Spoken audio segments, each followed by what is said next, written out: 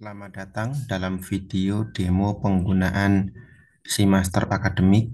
Sebelumnya kita sudah mereview dan mendemokan panel yayasan, sehingga pada video kali ini kita akan mendemokan panel kepala sekolah, yang mana dapat diakses melalui kepsek.academic.co.id. Bila Anda sudah memiliki domain sendiri dan menggunakan Seamaster Academic, sebenarnya bisa diakses dari domain Anda. Seperti contoh, kepsek.permataumi.schid. Seperti ini ya. Namun, bila Anda belum memiliki domain sendiri, tidak perlu khawatir karena bisa diakses lewat domain kami yaitu kepsek.academic.co.id. Di sini Anda tinggal memasukkan email dari kepala sekolah. Nah ini kemudian kalau passwordnya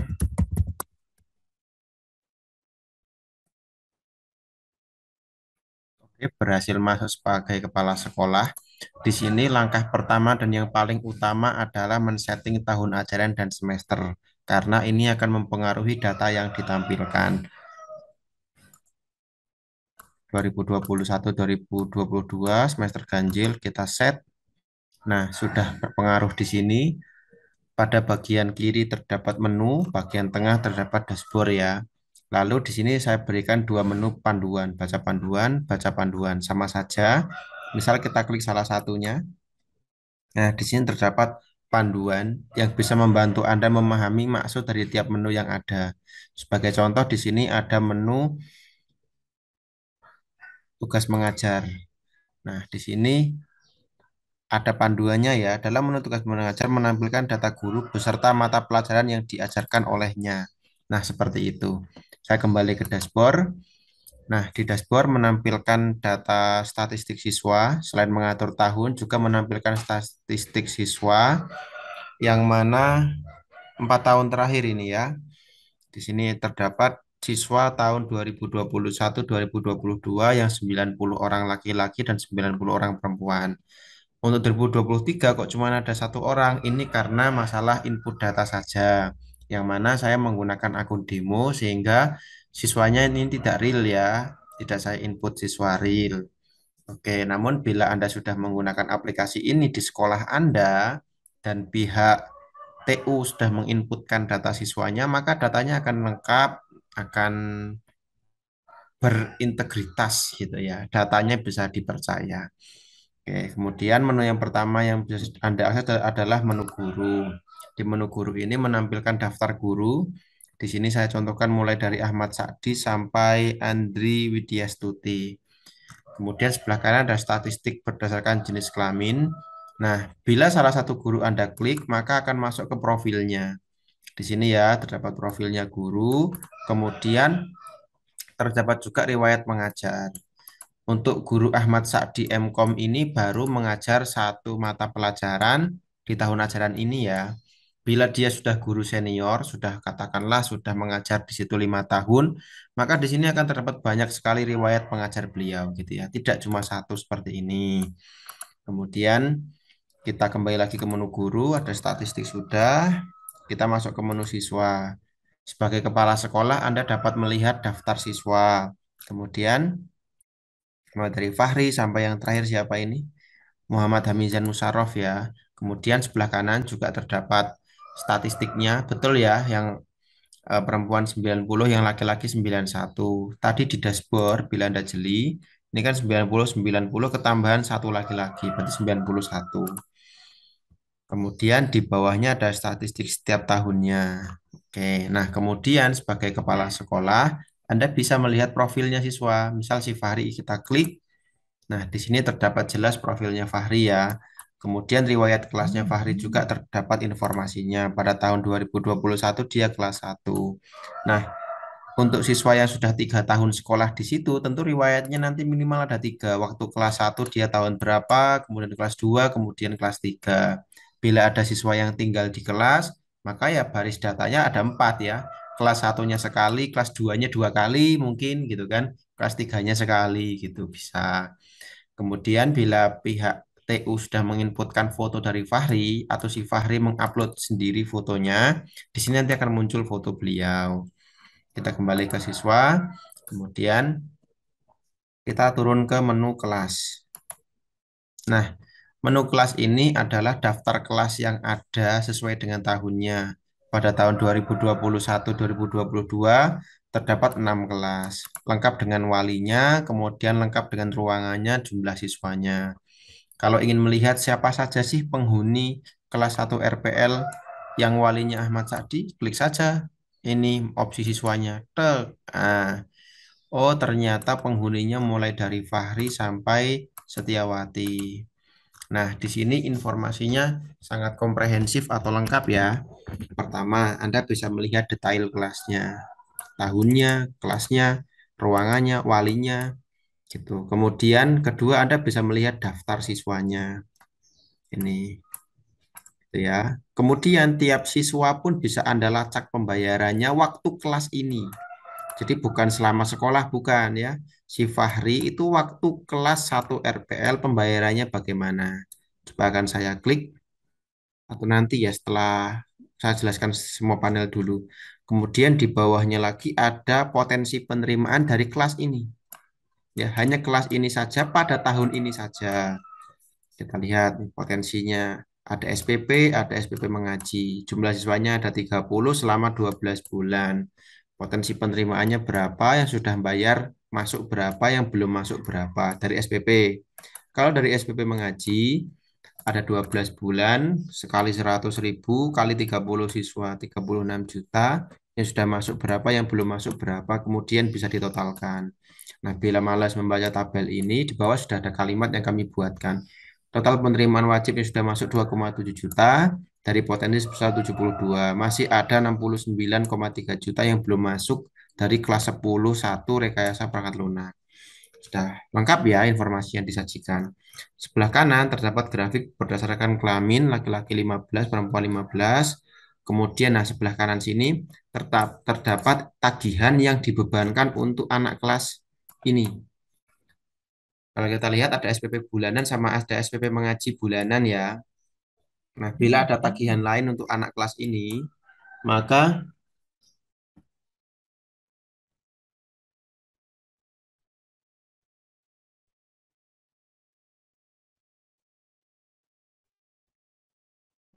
tinggal dari pihak bendahara atau keuangan nanti yang menginputkan dan otomatis akan muncul di sini nanti ya. Jadi sebagai kepala sekolah Anda bisa mengkontrol atau bisa memantau tagihan yang dibebankan untuk anak kelas RPL 2021-2022. Dalam hal ini kebetulan cuma ada dua, SPP bulanan dan SPP mengaji. Kemudian penerimaannya. Nah, dari 30 siswa ini, siapa saja yang sudah melakukan pembayaran? Nah, di sini ada informasinya. Ada Malia Firdausi, ada Fahri, dan seterusnya. Seperti itu ya. Nah, bahkan ini bisa di-copy loh ke Excel sebenarnya. Bisa di-download juga, bisa nih. Contoh ya saya download ya. Tek. Nah, dia terdownload ya. Nah, di-download seperti ini. Nah, ini akan memudahkan untuk menjadi bahan rapat barangkali ya. Kalau datanya sudah bisa di-download. Saya close saja ya. Katakanlah malas download, tidak mau di-copy, bisa nggak bisa? Copy aja sini. Tek. Nah, setelah di-copy bisa dipaste. Kalau di Excel pasti bisa, tapi kalau di Word saya belum tahu. Saya coba sekalian ya. Paste. Berhasil juga di Word ya ternyata. Luar biasa. Belum save. Oke. Kemudian, nah sekarang saya akan spesifik ke salah satu siswa. Kan kita sudah sama-sama tahu nih bahwa kelas ini hanya ditagih dua, SPP dan SPP mengaji. Kita lihat bagaimana Amalia Firdausi. Nah, di sini ada informasinya. Ada dua tagihan, ada SPP wajib, ada SPP mengaji. Untuk SPP wajib, Amalia Firdausi sudah bayar 3 kali. SPP mengaji, Amalia Firdausi belum bayar sama sekali. Nah, seperti itu ya. Jadi sangat lengkap sekali. Jadi panel kelas di sini dan turunan informasinya sangat lengkap. Ada mulai dari kelasnya, mulai dari siswanya, kemudian pembayaran yang dibebankan di kelas itu plus potensi penerimaannya. Hal ini sangat penting sebagai kepala sekolah ya, karena potensi penerimaan di sini biasanya digunakan untuk pengambilan keputusan. Oke, kita lanjut ke tugas mengajar.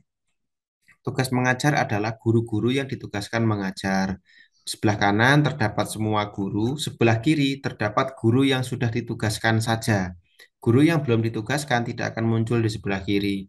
Sebagai contoh, di sini 3 orang pertama sudah kami tugaskan. Tentu ini datanya data dummy ya, bukan data sebenarnya. Nah, Dokter Anda Andri di sini admin atau TU belum menugaskan. Jadi tugasnya admin ya untuk menginputkan data mengajar untuk Dokter Anda Andri Yogastari. Nah, untuk guru yang sudah ditugaskan, bagaimana keaktifan beliau mengajar? Nah, terdapat satu, ada materi, dua, ada jadwal. Kita lihat yang Ahmad Sadi di jadwal dulu. Nah, oh di sini ternyata Ahmad Sadi dapat jadwal Senin jam 7 sampai jam 9 dan dia sudah melakukan pengajaran sesi satu. Ya, yang hadir 60, yang sakit 0 dari total siswa 60. Nah, materinya apa? Ini dia.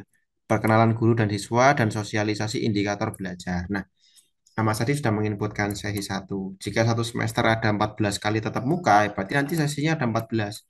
Sesi satu, sesi 2, sesi 3, sesi 4, dan seterusnya. Kita lihat untuk Mahfud di sini. Oke, tapi di sini ada tulisan nih. Dr. Andes Muhammad Mahfud belum mengisi sesi mengajar pendidikan agama. Jadi belum diinputkan oleh beliau ya. Beliau mungkin sudah mengajar, hanya saja tidak menginputkan sesi mengajarnya dan tidak melakukan presensi siswanya. Kemudian kita lihat ada data materi di sini. Nah, di sini oh berarti Ahmad Sa'di sudah mengupload 3 materi. Kalau yang Hajah Martin, oh beliau sudah mengupload materi seperti itu ya. Materi ini nantinya bisa didownload oleh siswa di panel siswa ya. Oke, itu data mengajar. Kemudian kita lihat data jadwal yang kita bagi menjadi 3, KBM, UTS, dan UAS. Ini ujian tengah semester, ujian akhir semester. Yang KBM itu kita kelompokkan berdasarkan kelas ya. Kita lihat di sini, kelas RPL sudah ada jadwalnya. Kelas 2 RPL belum ada, 3 belum ada. Nah, ini nanti tugas TU ya. Ini ya, admin TU belum menginputkan jadwal untuk hari Selasa. Jadi tinggal tugas TU saja menginputkan jadwalnya.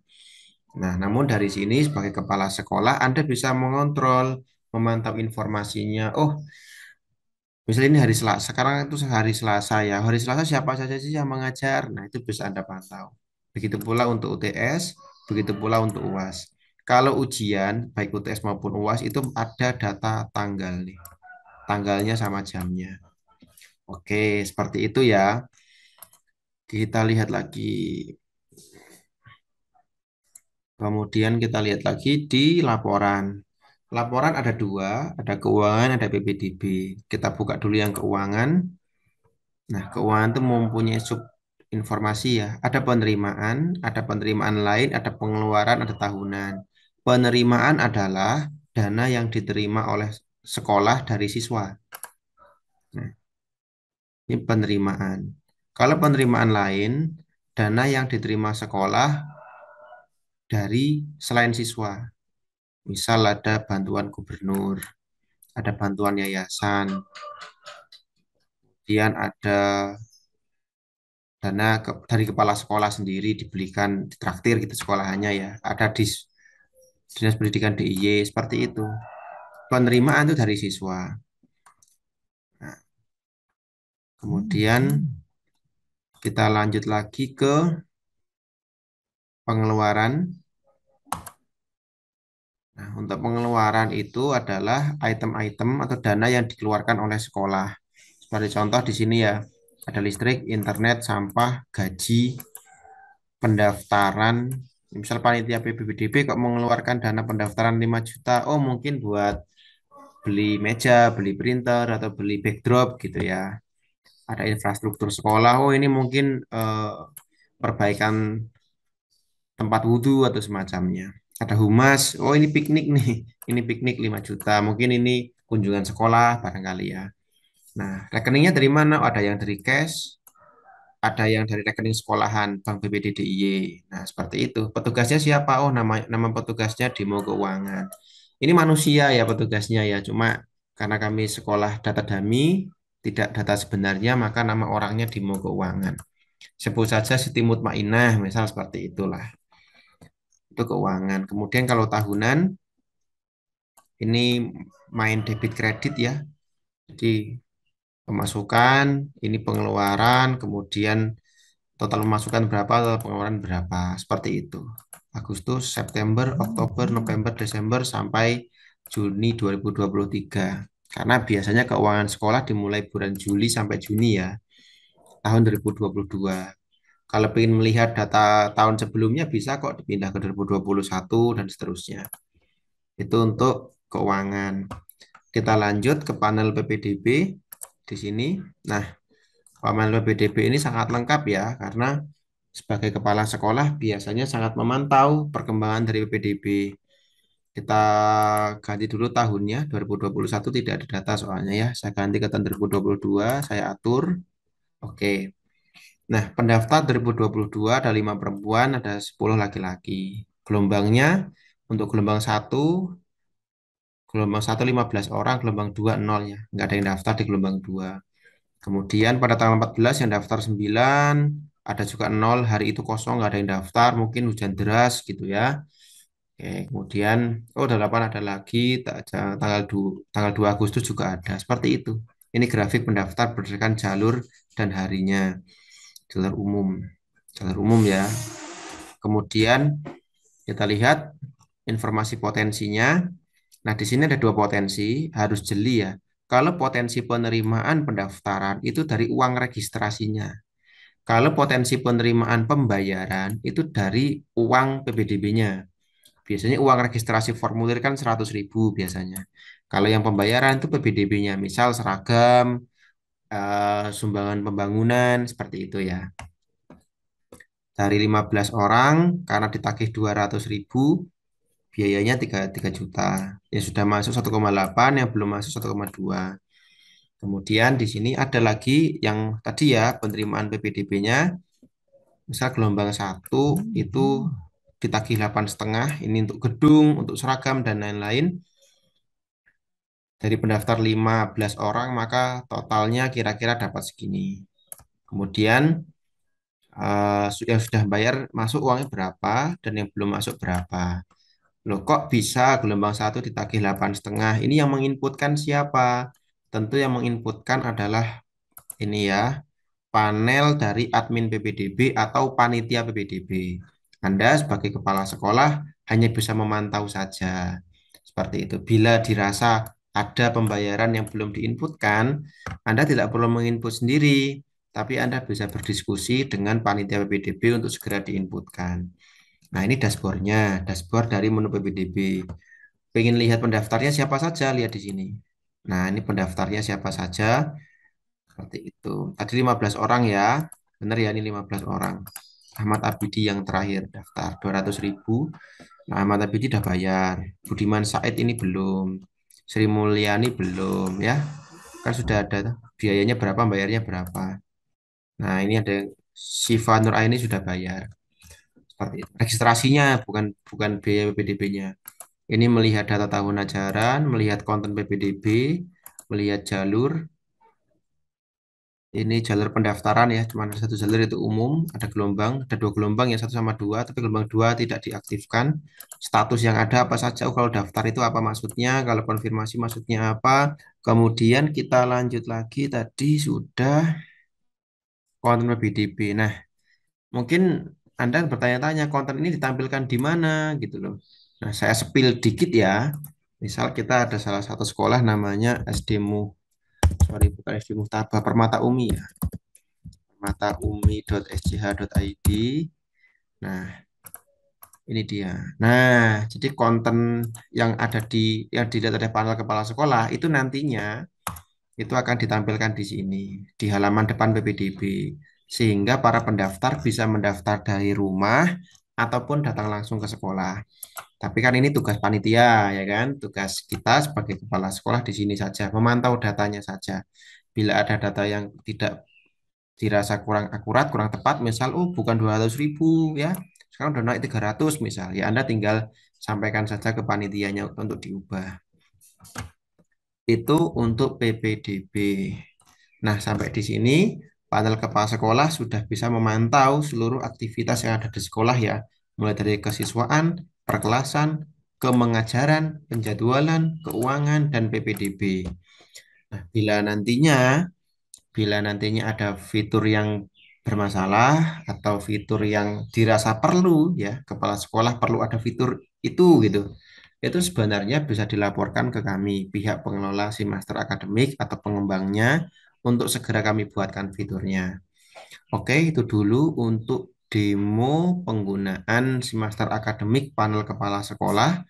Selamat mencoba dan sampai ketemu di video demo akademik.co.id yang selanjutnya.